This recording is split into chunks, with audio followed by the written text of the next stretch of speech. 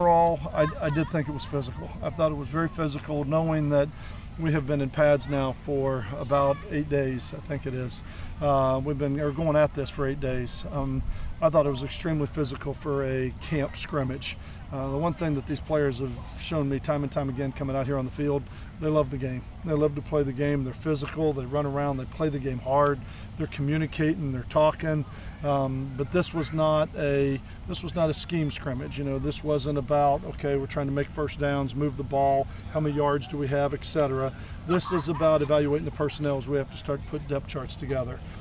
Pretty hard for Coach Fitch, you know, as he's calling plays and I'm looking at him and saying, okay, get Deontay Welch the ball, okay, get him the ball, okay, I want to see him with it, I want to see him. So it wasn't necessarily about chains or possessions, but it was about giving guys some opportunities to make some plays.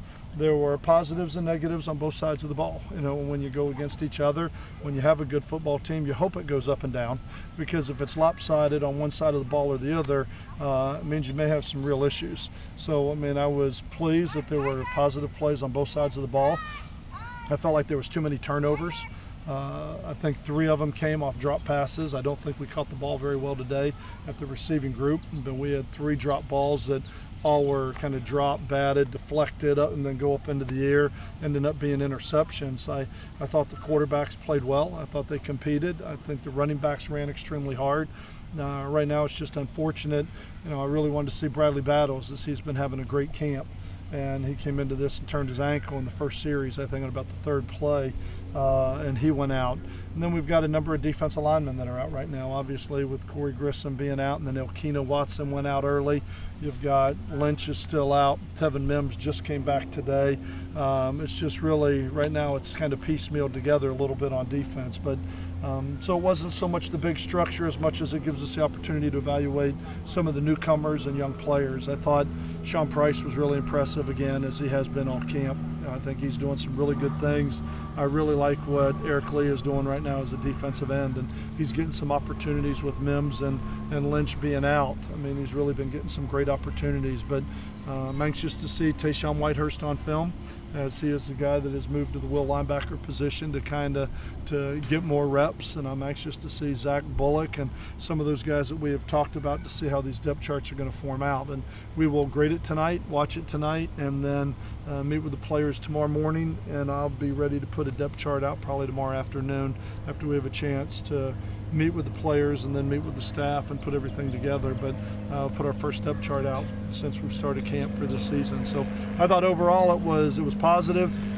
A lot of bumps and bruises, a lot of guys with shoulders or knees or ankles, but overall I was really proud of the way they competed. Skip, I know you want to look at tape, but of the 2 backup quarterbacks, is there one that showed you more tonight?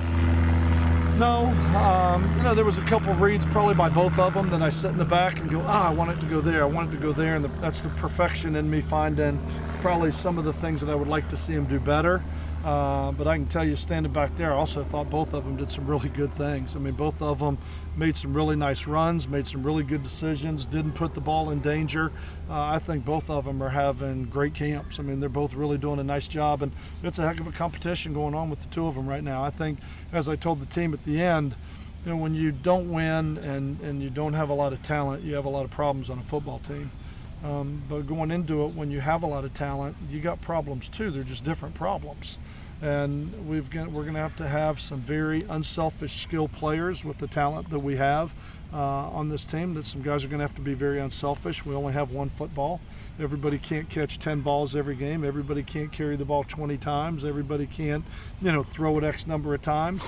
But I think also one of the things is when you have some talent or some competition, which we're starting to get, the difference between playing or being a backup, starting or being a backup, is a fine line of maybe a guy that had 40 plays out here, and the difference may be 1 play.